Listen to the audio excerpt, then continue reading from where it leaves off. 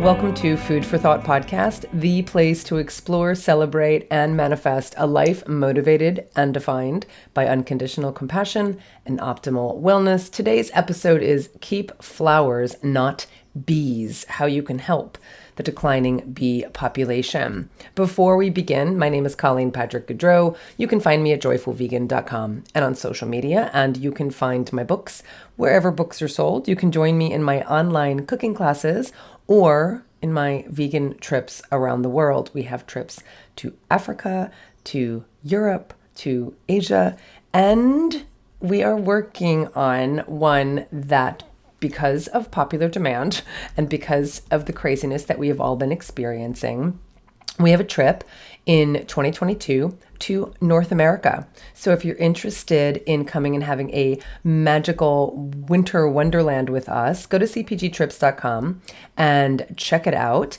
You can get on the waiting list for any of the trips that we have as trips we're still planning and still creating, like our Japan trip. And if there's any trips you want to join us on, please do so. You can see all the information again at cpgtrips.com. If you forget that, just go to joyfulvegan.com and you can find a link to any of the trips. Also, in the online cooking classes, I'm super excited to teach you how to make miso from scratch. So a homemade miso class is coming up. And make sure you go over to joyfulvegan.com to join. This podcast is possible because of the support of listeners like you. As you know, there are no sponsors, there are no ads here on Food for Thought. And with your help, I can keep doing that and I can keep doing this podcast. So if this is something you value, please join other supporters by going to patreon.com/ColleenPatrick-Goudreau and become a supporter today at your chosen level. One of the perks is a discount to my online cooking classes. So make sure you check your Patreon account for those coupon codes. Another perk is that you get the written transcripts of these episodes. So thank you so much in advance for supporting, for subscribing, and for listening to Food for Thought. Now, as spring is here and we have more hope, I think, than we did the previous year, the previous spring, now is the time to plant seeds to propagate the future we all say we want. Every day is a day to plant seeds to propagate the future we all say we want. Every day, whatever we do, creates the future we want. For instance, bees. Now, most certainly you have heard about the severe decline of bee populations around the world, which is bad news for these key pollinators, the plants they pollinate, and the animals, including human animals, who rely on these plants for food. You've probably heard the famous quote from Albert Einstein: "If the bee disappeared off the face of the earth, man would have only 4 years left to live. No more bees, no more pollination, no more plants, no more animals, no more human beings." It really is that simple. Thank you. Thank you, Albert Einstein. Now, there are more than 25,000 bee species globally. But when most people think about bees, they've had the best PR, these bees. They think only of the European honeybee. They've had the best marketing, right? A species, for those of you who are in the United States, not native to the United States, a bee that has been domesticated for crop pollination and honey production. We domesticated honeybees just like we domesticated chickens, cows, pigs, etc. We took the wild animals, we cultivated them, we domesticated them, we altered them for our use.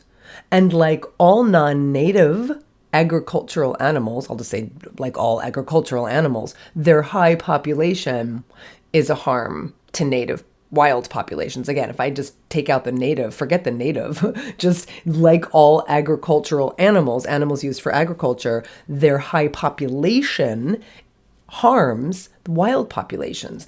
You can hear me talk about that in many episodes on the high population of domesticated pigs and chickens and sheep and goats and cattle. There are more domesticated animals in the world than there are wild animals. That's problematic, and they're wreaking havoc on our environment. Same thing with the domesticated honeybee. They're wreaking havoc and they are affecting wild populations. They compete directly, the honeybees, the domesticated bees, and the wild bees. They compete directly for nectar and pollen. They transmit diseases. The honeybees transmit diseases, and they push wild bees out of their areas. They push them out of their native areas. So while there's a lot of talk in the media and among the general public about the declining bee populations, which is good, people need to be aware. The problem is everyone then immediately starts talking about the honeybee.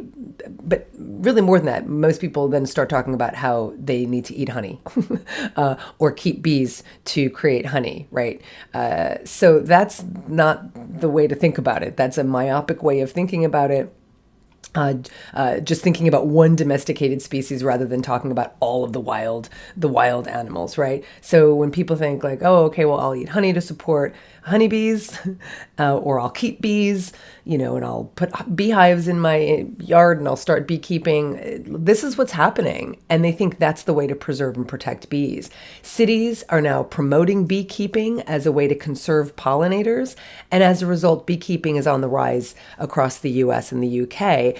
Well-intentioned though it may be, even when it's done in the most responsible way, like implementing organic practices, which means, frankly, very little in beekeeping, to be honest, because you can't control what flowers the bees are taking pollen from in neighboring yards. So it's very hard to control something like that, but it doesn't matter. Organic has nothing to do with everything I just talked about in terms of them crowding out wild populations, bringing diseases to wild populations, competing with nectar and pollen, taking over their habitats. All of that remains, whether you're doing it organically or not. That has nothing to do with everything I just said. So well-intentioned though it may be, keeping honeybees and managing beehives does nothing to protect the wild pollinators. So again, cause more harm, doing nothing to help protect them. Scientists who study bees say it's like farming chickens to save wild birds. I love that analogy. I think it's very, very helpful to think about it that way. Now, perhaps you're not thinking about raising bees, but people do think they need to eat honey to support bees. That's like, again, it's like farming chickens to save wild birds. Eating honey to protect honeybees or to provide a market for honey, and so support honeybees. That's not helping the problem here. The problem is that the wild bees are losing their habitat, and they're the ones who are having serious problems. The honeybee is not at risk for population. Like they're fine in terms of population, but the wild bees are not. So you might not be thinking about raising bees, but millions of people do think that's the solution, that supporting honeybees and supporting honey is the solution. And that's why I wanted to do this episode, so you can be informed when talking to the public about this issue and maybe just help you think about it differently as well.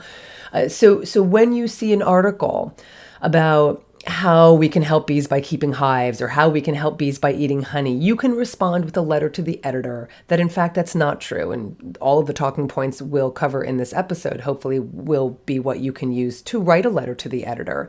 Or perhaps you want to be more proactive and write a blog post about it, or write an editorial about it, so that when people search online, for instance, for how to help bees, your blog post would come up. Or, as I said, if you want to write an editorial or talk about it on a podcast or what have you. But this is one of the ways you can talk about helping animals.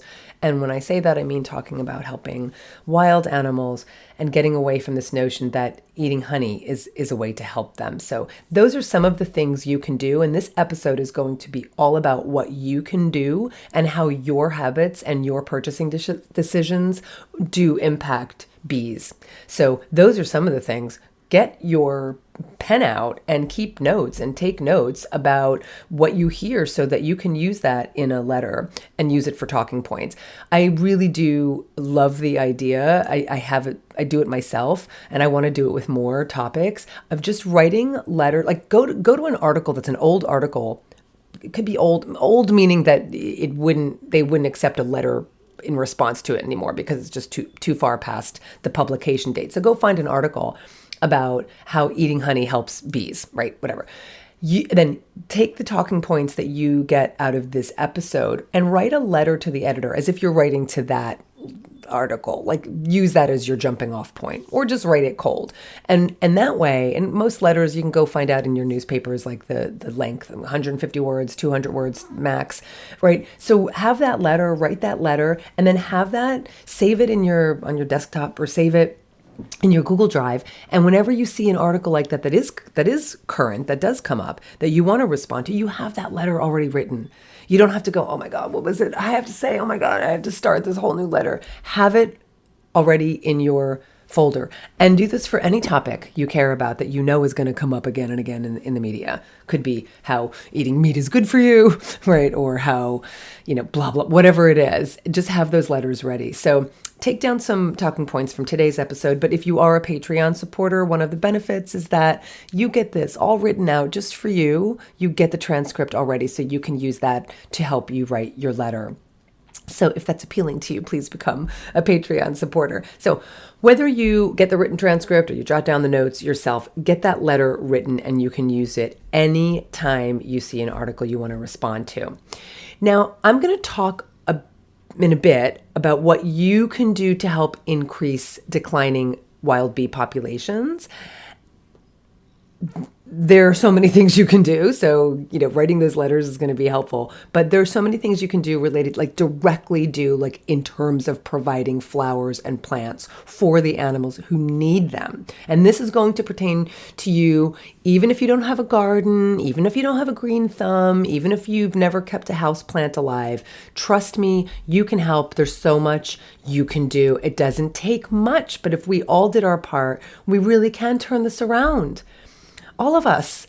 And it takes all of us. It takes all of us. So aside from what you can do directly to help bees, and we'll talk about that, that's planting flowers, and I'm going to talk about that. There's a lot you can do indirectly in terms of the foods you eat and where and who you buy those foods from. Now, when I say foods, I'm talking about obviously plant crops, right? Just plants, fruits, vegetables, even grains and nuts and everything that comes off of a tree, everything. So one of the main things that creates conflict with wildlife and wild space is, you guessed it, agriculture, right? Plant agriculture as well as animal agriculture. By design, agriculture is the opposite of nature. Like you're constantly fighting nature in order to successfully cultivate and grow crops. Now, I don't know about you, but I am not about to obtain my food 100% from foraging. I'm not going to do it. It's not going to happen. So it's not like there's much of a choice there. Agriculture is here to stay. I mean, it's here to stay. It changed us as a species. It has many benefits, right? But I buy my food from farmers who grow food, who are fighting with nature to keep their crops intact and unspoiled so that I can get their gorgeous cauliflower and kale, et cetera, et cetera, et cetera. But there are things that can be done to better integrate nature and agriculture so it's not such a stark contrast, and so that nature isn't harmed as much in order to support the crops. And there are farmers who care about this. There are those who have been farming organically for generations, but organic means something very specific. It refers mostly to what type of chemicals can be sprayed on crops and soil management practices, crop rotation. It doesn't really say much about sustainable practices that incorporate and support nature and wildlife into their farms, okay? So just because you see organic, which, sure, organic is great for many reasons, but that's not the whole story. That's not the whole story. What we're really talking about are kind of sustainable farming practices. And we'll talk more in a bit about different kinds. There's even things like bee-friendly farming practices. So it's more than just organic, and we'll get into that. So more and more farmers are starting to think this way and restoring wild habitats by planting a mix of native flowering shrubs on fallow fields near croplands to support pollinators and attract native bees, which I'm really encouraged by. That's the kind of thing I'm seeing or reading about or seeking out, all around, all around. It's happening all around. And because of great organizations and people who care, who are making it easy for farmers to do this and giving them the resources for this, because they're going to be expert in, crop cultivation. They're not going to necessarily be experts in, in pollinators, because most farmers just clear fields, clear wild space, clear hedgerows. I mean, that's basically how it's been done for hundreds of years. And so they're not necessarily expert in that. So there's lots of organizations who are actually working on this to work with farmers and incorporate nature into farms more. Now, I know that all of you listening are not farmers, but I know that all of you listening do buy fruits and vegetables from farmers, and nuts and seeds and beans and lentils and grains, like all of it. Like, these are all plant crops. And in that way, who we buy from and where we buy from, we are supporting or not supporting sustainable farming practices that integrate nature rather than fight with it and thus degrade it. So now, I'm not a farmer either, but I do eat everything grown by farmers, and so do you. Now, I'm very grateful. I will say it again and again. I am so grateful to support local farmers at our farmers markets every week. We live in California. I know that I'm very lucky in that way. There are farmers markets every day of the week within a 5-mile radius of me, literally year round. So I say this aware of that, but okay, I'm going to take advantage of that. So I'm proud of that. I'm grateful for that. It's one of the reasons I love California. I moved here from New Jersey. I chose that. I'm here for a reason. So, and I'm in the Bay Area. I'm not in a rural area where there might not be farmers markets all the time. There might be, but there might not be. So I'm in a city where the farms from rural areas are coming here. So depending on where you live, obviously you're going to have access to this or not. But I do think that we could all do better in terms of really seeking out those farm stands or those farmers markets. I rarely buy produce from grocery stores. If I do, it's like supplemental because I just need something for a cooking class, or I've run out of carrots and I really need carrots.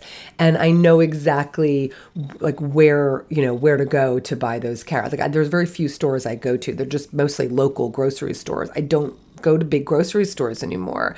And so we go to the farmer's market every week or every other week, because sometimes when we go, we get so much that we don't need to go again the next week. And tomorrow we'll be going. We haven't gone. We skipped a week because we had plenty of produce that we got from the market.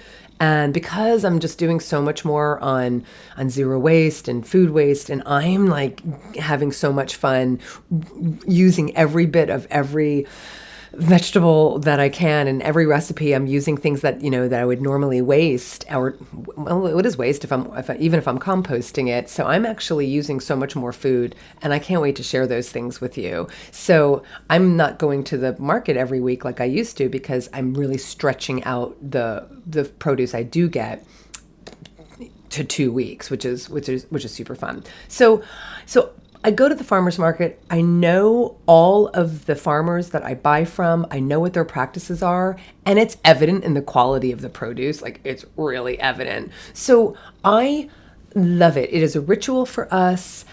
I really encourage you, if you have the opportunity, this is one of the things you can do. It's going to be so much better for you and for so many reasons to shop at local markets, even if it's just in the spring and the summer, even if it's just that because there aren't, farms available in the winter where you live. But even if it's just in the spring and summer, see what the markets are around you, see what the farm stands are around you. I know there was a time, I have not shopped at Whole Foods in a very long time, but I know there was a time, I doubt it's happening now since Amazon bought them, but they were noting, you can see this in a lot of even small stores, where the produce comes from. And let me tell you something, unless you live in Mexico, when it says, came from Mexico, came from Peru, came from, China. We're like that's not what we want. Like we want to be able to get produce that is locally grown and we know how it was grown. So the benefits of buying produce from local farmers, number one, your food is transported a much shorter distance to get to you, right? Increases the quality of the food you're eating and decreases the amount of fossil fuels being burned, period, full stop. Number two, there's less packaging. At a farmer's market, like you will not find plastic wrapped tomatoes at your local market, period, full stop, right? There might be some things like prepackaged nuts or bunches of herbs I've seen or dates or something like that. But for the most part, generally speaking, and I can safely say the majority of produce is not in plastic, right? I mean, that's one of the reasons I stopped going to Trader Joe's. And I mean, again, before I started the zero waste journey, I used to buy what were they, 5-pound bags of carrots, because I love carrots, and I would get them in the plastic bag. I wouldn't even think anything of it because I'm getting carrots. That's a good thing.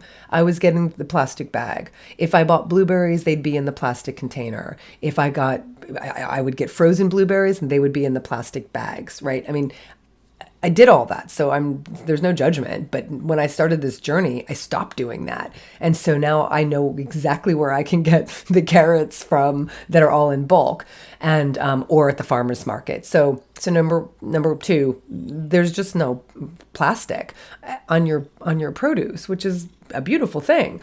Also, you can bring your own bags to fill up those things. So, I know that COVID made everything really difficult, but I'm seeing more and more opportunity to bring your own bags again. So that's just another advantage. No plastic containers, no plastic wrap, no plastic bags, just beautiful produce. It's number two. Number three is you really do eat more seasonally, like eating strawberries in the summer and apples in the fall and asparagus in the spring and acorn squash in the winter, because those are the types of things that grow in farms in your area. You eat with the rhythm of the seasons much more when you're making the majority of your produce purchases from local farms. And it's such a beautiful thing. I have to say, I think it's a much more enjoyable way to eat. It's a more natural way to eat in the sense of natural in terms of the rhythms of what grows, right? And you become much more informed and much more excited about that rhythm. I can't wait when tomato and corn season comes along. I think you feel that way too, right? But I literally don't eat corn when it's not in season. I don't eat tomatoes. Now we have a longer season here for a lot of things in California, but when it's not heirloom tomato season, I'm not getting tomatoes. If I go to a restaurant and there's a sandwich with a tomato, I usually ask for no tomato if it's not the season for tomatoes, because if it's not a delicious, seasonal tomato. Now I realize that tomatoes can be stretched and strawberries can be stretched because of greenhouses. I get that. That's fine. The point is there are certain seasons where there are certain foods grown, and those are the best times to eat them. So they're more delicious. They are just, I just think it's a much better way to eat. And it also inspires delayed gratification. It inspires anticipation. Once that corn is out of season, it's done. And I've moved on to something else that is seasonal. And when we go to the market and there's no more corn, I'm like, oh man, we missed the corn. That's just too bad. And then we look forward to the next year. And it really is that kind of anticipation when the corn is in season again.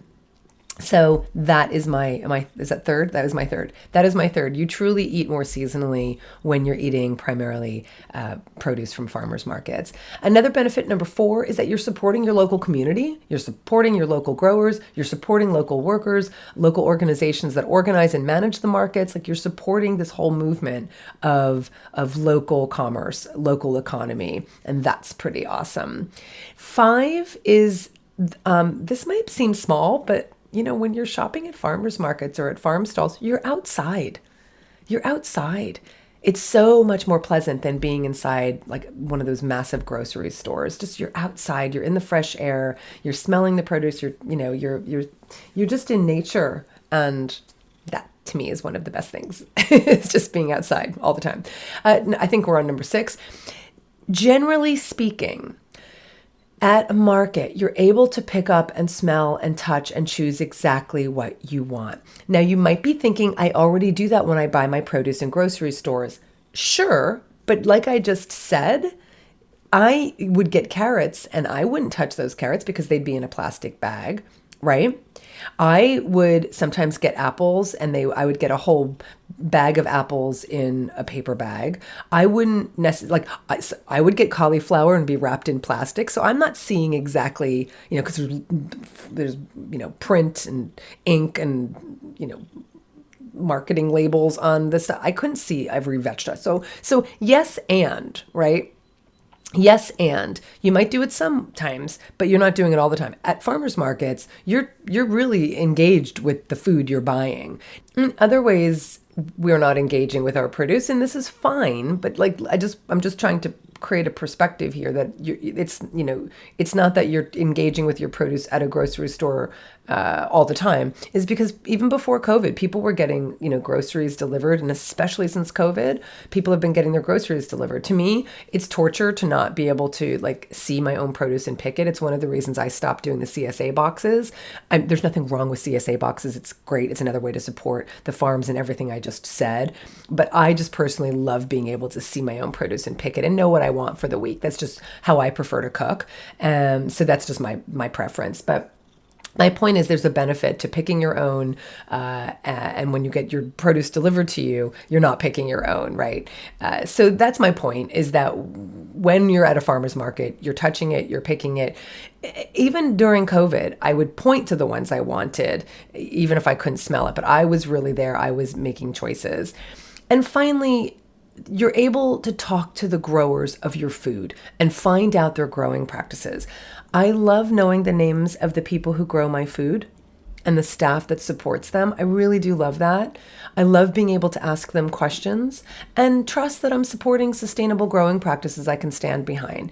And I can taste it. I can taste it in their produce. So you can ask them questions directly. It was so meaningful to me during the height of COVID. The farmers market we go to, now like I said, there's markets all around me. We go to one in particular that's just down the street from us. We can walk to it, which we're very lucky to do. It's at Grand Lake, if you're in the Bay Area. And there are others that did stay open as well. Temescal is another one we would go to on Sundays if we missed Saturday. And they stayed open. From the very beginning, they stayed open. Once COVID hit, they stayed open. And we took it very seriously. We wore our masks. We stayed home. We did what we could to not spread COVID. We absolutely took it seriously, but we also understood how infectious diseases work and how a virus like COVID spreads. And so being outside and being masked and being in a location for a short period of time, we were fine going to the market, to the farmer's market. And we never stopped going, not even from the very beginning. Literally week one, we were there. And this market stayed open and they implemented all of the COVID safety protocols immediately. And some vendors nailed it, more than others. So our favorite farm at the market is Tomatero. And there was, of course, we all experienced this during COVID. There was a super long line because of the new safety requirements and having to stand, 6 feet apart when you're standing in line. So the lines would go back farther than before. But it moved really quickly at Tomatero. And I noticed at Tomatero, they had this whole system. They had a yellow tape across the front of the stalls that kept us more than 6 feet from the folks behind at the farm stand, behind the stand. The staff member would grab a large box and we would just walk along pointing to what we wanted, and they would put it in the box and we'd keep walking along, and they'd probably have to get a second box because we always get a lot. I always get 5 massive heads of cauliflower, and well, if you've seen any unboxing on Instagram when I come back from the farmers markets. So it was super annoying not to touch my own produce. It really was super annoying. But they were just so lovely, and we knew what to expect. It was just this whole machine. They did it really well. They'd get to the end of the rows of veggies. They would place our boxes down, and they would tally everything up, and they would let us put all of the produce in our bags. So there was none of this no, you have to use plastic bags, which of course doesn't mean anything when it comes to COVID. We knew exactly how to do it. So we didn't have to use a lot of plastic during COVID. Thank goodness. And this is one of the reasons, because of places like this farmer's market in Tomatero, and all of the vendors were doing that. But Tomatero kind of nailed it more than others. And one of the moments, I swear I'm tearing up talking about this, even thinking about it. One of the moments when it felt like, oh my God, things could go back to normal again, is the last time we went to the market. I walked up to Tomatero and there was no yellow tape. And I kind of stood at the threshold. I was like on the walkway, and there was the grass where they're all set up. And I stood there and I couldn't make sense of it. There was no line and there was no yellow tape. And a woman saw me because I really just stopped. I mean, I'm masked and she can't really see my face, but I was like, what? And I look up and she goes, yeah, you can come in. And I was like, what? I can like come in and like I could walk up to the produce and touch it. And I really got teary. I got really emotional for all those reasons, because it was the first time in over a year that we could like have some normalcy and just like that's what it used to be like.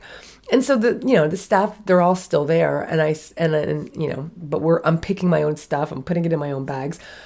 And I said, I just want to tell you, you guys have been so amazing. Like, you just made this whole year like just so much better, and thank you. Anyway, so they were very grateful and I was very grateful, and it was really lovely. So having this relationship with them, knowing them, trusting them treating us, like trustworthy customers, like there's a relationship. There's a relationship you have that you don't have when you're not getting your produce from a market.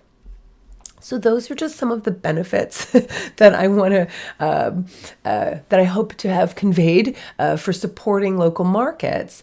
And if I've forgotten something, let me know. If I haven't convinced you yet, let me know, and I will do more to convince you.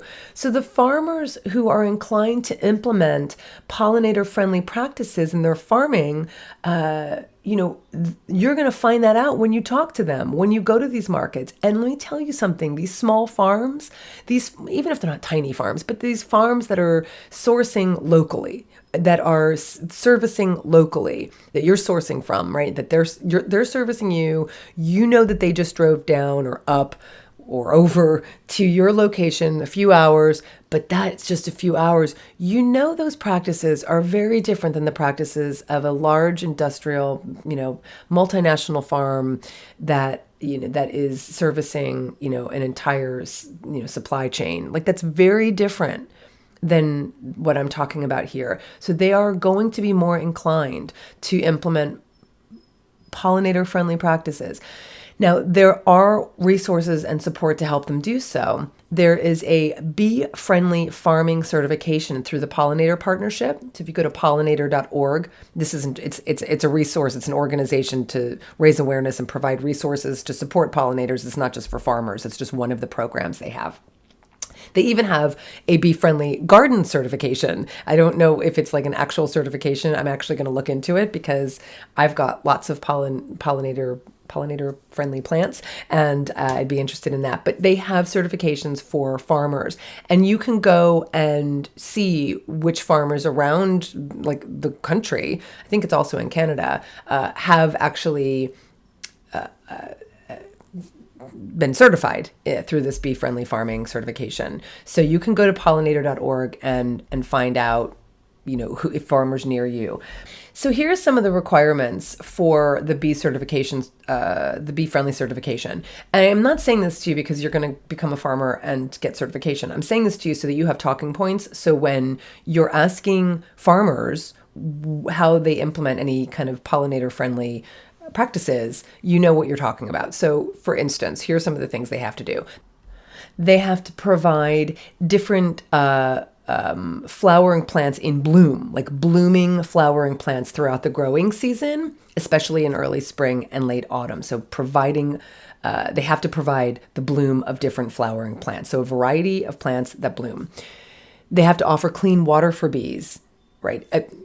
Assuming they're not inhibited by government mandated water restrictions, but they have to offer clean water for bees. They have to provide permanent habitat for nesting through features such as hedgerows, natural brush, buffer strips, or bare ground. So they have to have habitat. They have to practice integrated pest management, which a lot of them would probably do already, especially if they're organic, reducing and eliminating the use of chemicals. So a lot of them would already do that if they're organic. And they have to have they have to comply, and they have an audit, right? So those are the kinds of things you can talk to farmers about. Like, do you have pollinator-friendly plants besides just your farm? So those are the questions you can ask, and you can go to pollinator.org. You can find out, actually, it's the United States, Canada, and the UK. You can find out which farms have been certified. Now, there's other organizations that do this. This is just one of the organizations that does this, but more and more this is happening. And this is what I'm suggesting you just look at, aside from just something that says organic. There's more to it when it comes to farming.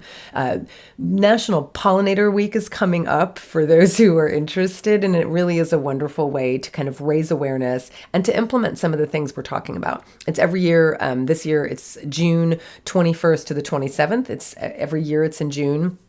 And if you go to #Pollinator Week, you can include things that you're doing, including planting some flowers. So I'm hoping that you're going to be inspired to do that. So when it comes to what you can do, like I said, first thing is whatever information you're gathering and gleaning and inspired by, please raise awareness by writing letters to the editor, writing blog posts, writing posts on your social media, what have you. Especially during Pollinator Week, you can even use the #Pollinator Week. So raise awareness. Number 2 is try and get your produce from local farms, and then talk to your local farmers and ask them what kinds of practices they're implementing to support pollinators. When it comes to farms, I'm not just talking about farms of food we eat. I'm also talking about farms that produce food we drink. So I know you've heard me talk about my love of scotch on this podcast, though I don't drink scotch all the time. I just love scotch. And I don't drink it. I really only drink it in the winter when we have it. It's a special thing. But David and I are wine drinkers. We're definitely wine drinkers. We live in California. We take advantage of the vineyards and the wineries all around us. So everything I said about supporting local farmers applies when it comes to wine as well. Now, vineyards are not going to go through bee-friendly farm certification programs. That's mostly for crops that are selling direct food. But there are sustainable certification programs specifically for winemakers and wines and vineyards, and they implement the same kinds of things we're talking about here, where they have pollinator-friendly plants within and around their vineyards for their grapes. So now it's a little trickier when looking at a winery's growing practices and even production practices, because the wine producer isn't necessarily the grape grower, the vineyard keeper, the farmer. Some of them have estate wines. Estate wines means they have vineyards they own and then they make their wine from. But most often wineries are contracting with various vineyards depending on the type of wine they want to make. So sometimes you have to dig deeper to ask about the practices on all of the different vineyards they're contracting with. And they may know, if they're a good winery, they will know. That's one of the reasons they're contracting with that vineyard. So ask them, right? And that's one of the advantages to where we live. We know the wineries, like we know the vineyards. We go there. We go there quite frequently, especially now that the weather is warm and things have opened up. And goodness knows when things were opening up, the first places we were running to were the wineries, because they were, again, outside, outdoors, and it was a way to get out of Dodge. So we frequent the wineries around here, and we're surrounded by wine regions. I mean, there's not just Napa, there's Sonoma, there's Livermore, there's, my God, I can't even name them all. There's Russian River, there's over in the Sierra. So we are surrounded by wine regions all around us, and it's one of the benefits to living in California. So like with the farmers who grow the produce I buy, I look into the practices of the wineries and whose wines we drink. And I'm going to talk more about sustainable farming practices in another episode. But one of the things I'm just suggesting you think about when you're thinking about any kind of agricultural crop you're supporting is, how are they supporting pollinators, right? I'm not perfect at it. Right? I'm not rigid in the sense that I will eat produce when I don't know exactly where it was grown. If I'm in a restaurant, if I'm, at a friend's house, like I'm not eating produce that I don't know like what the practices were. So, what I'm talking about is just having a general knowledge and a general awareness, but also just kind of having some awareness beyond just, like I said, organic. So understanding what it means to have sustainable farming practices. That's my go-to. But of course, you can't be perfect at it. And it's the same thing with the wines. I might not know every practice, but the ones I do know are the ones we support more of. And those are the wines we happen to love anyway. So those are the things to look at. Are they supporting pollinators? Are they planting on, existing land? I mean, most vineyards are not on virgin land. They're not cutting down wild space. There are some. People are building all the time, but the ones that we support are not. These are old vines that they're growing on. So these have been around for hundreds. Well, let's see. 150 years, 140 years. I'm thinking the oldest vines here in California are probably from the 1840s, 1850s. So, we're not France. We don't have vines that are like hundreds of years old, but 150 is pretty old for us here in California. So, those are the kinds of things. But there are also other things like making sure they're supporting predators with owl boxes and those kinds of things. But we'll talk more about that in another episode on sustainable wines. So we'll come back to that. But if you have any questions about that, if you have any questions about what our favorite wines are and favorite wineries, feel free to just ping me. Now, when speaking about agriculture and bees and pollinators, one of the topics that invariably comes up is the fact that farmers who grow commercial crops like almonds and avocados, for instance, this is for many different kinds of crops, use migratory honeybees to pollinate their rows and rows and rows of trees, right? Raising questions about whether or not almonds and avocados and these other crops pollinated by migratory bees are actually vegan. Now, you can find out my answer to that in a podcast episode I did called Are Almonds Vegan? So you can go listen to what I think about that. Now, it's true that this is a common practice in commercial farming. And what it demonstrates is how reliant we are on the natural world, even though we're talking about domesticated bees. They are animals. They are part of the natural world. They should have been. They were once. We rely on the natural world to pollinate the plants that support the animals as well as us humans. And of course, there's a lot to talk about that if the pollinators collapse, we collapse. And while there's truth to that, it's just not the whole story. In the case of the pollinators used for almond and avocado crops, for instance, they're not the wild bees. They're the domesticated bees. They're the ones bred for use, period. Well, semicolon. And while it's a shame that they are exploited and used and trucked all around Central California to pollinate those monocrops, that should not be the only thing we are upset about. If that's the only thing we're upset about, we're missing the forest for the trees. What we should be upset about is that because of the practice of domesticating these insects, these honeybees, to pollinate crops for human consumption, we've killed off the habitats and bodies of the wild insects. The thousands of native bees that are not honeybees. It's like I said, what we're doing with domesticated land animals and birds, like the pigs and cattle and goats and sheep and chickens and turkeys and geese. We domesticated them and we keep all of these billions of animals only to kill them. And it's wreaking havoc on wild animals and wild habitats, right? Even when early cultivators planted crops, like the early cultivators, the early farmers, they did so without clearing all of the wild space around them. So the wild pollinators were able to pollinate all the plants around the crops. Now we clear the land, we remove hedgerows, we remove any plants that aren't part of the primary crop, and then we create an artificial system using domesticated bees rather than relying on plants and pollinators native to the area. So that's the problem. That's the bigger issue, right? That's the bigger issue. Related to that, the outcry should not only be the collapse of the colonies of honeybees, which, by the way, that is happening. So when you hear about colony collapse, it's when the bees just abandon their home. And that's often caused by backyard hive keepers who don't know what they're doing, and they wind up, creating diseases that get passed from colony to colony. And that's what's happening. So it shouldn't just be the collapse of these colonies, though, that upset us. It should be that we allow farmers to plant monocrops, because that's what I was just talking about in the almonds. When I said rows and rows and rows and rows, I mean it. I mean it. It's despicable to drive for miles in California, in Central California, and you just see miles and miles and miles of almond trees.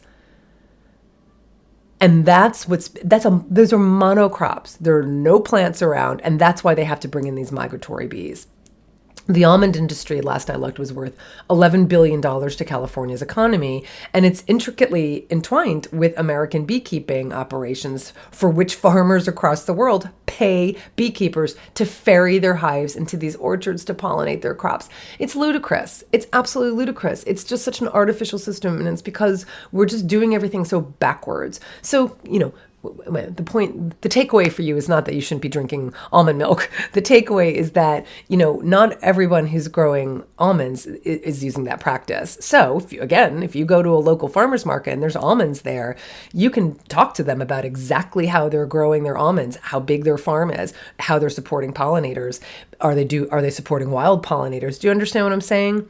So I'm just trying to give you a much bigger picture, a broader picture, a broader understanding of what we need to address. We need to address the fundamental issues of habitat loss, of the native wild bees.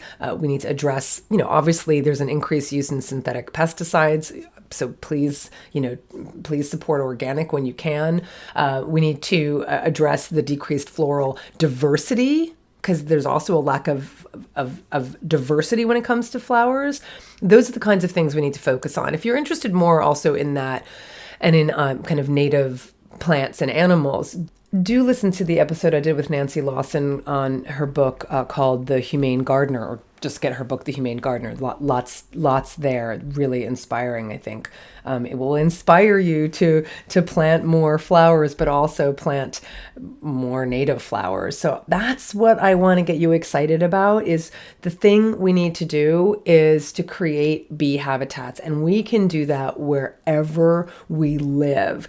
We can do that if we live in just an apartment and we have a small balcony. Even if you don't have a garden or even a balcony, maybe you don't have a balcony, you can work with neighbors, you can work with local bee conservation societies, you can work with your city council members to create bee-friendly public spaces in parks, on road verges. So you can do it wherever you are, but get flowers in your garden. And anyone who says to you, I really care about bees, I'm going to start keeping bees, or I really care about bees, I'm buying local honey, inform them that is like it's like raising chickens to save wild birds. What we want to do is plant flowers. That's what they lack. They lack habitat. They lack the nectar and pollen from these flowers. What we need to do is plant flowers. Plant flowers and do everything you can. Fill your garden or your pots with flowers, a variety of flowers. Try and get as much native flowering plants as you can. Avoid ornamental hybrids. They've been bred to produce little or no nectar. So try and get local, native plants. Ask your local nursery for recommendations. When you're at home, and I'm sure you're already doing this, but avoid using synthetic insecticides and pesticides, and especially neonicotinoids. Now, I say synthetic because if you're trying to deter insects from, it could be ants or scale or something from getting on your plants and ruining your plants, you can use onion and garlic spray. You could use eucalyptus oil. You could use neem. So those are natural. They are insecticides, but they're not synthetic. So definitely avoid the synthetic insecticides. Do not buy any of that crap that is in, unfortunately, so many garden stores. And these neonicotinoids, which you've probably heard of, it's a class of insecticides that are chemically related to nicotine. That's what the name means. It literally means new nicotine-like insecticides, neonicotinoids. It's a group of insecticides that are used widely on farms and in urban landscapes.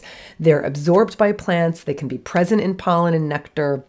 They're toxic to bees. They're toxic to bees. They're killing bees and they're changing their behavior. So avoid anything that has those in it. And I think you can look online because, of course, the chemicals might be called something different. They won't say we have neonicotinoids in our pesticide. They'll be named by other things. So go find out what those names are.